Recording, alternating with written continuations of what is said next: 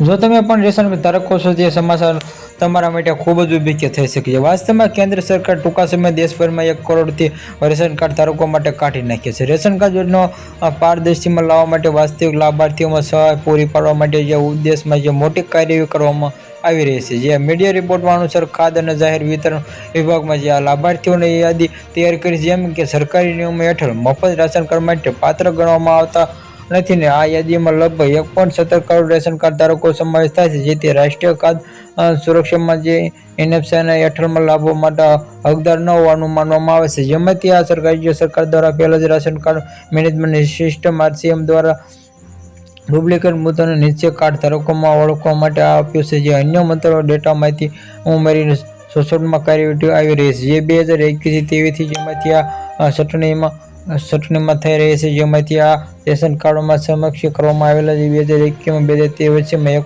1.73 કરોડની નકલી અથવા આરોગ્ય રાશન કાર્ડ રદ કરવામાં આવ્યા છે.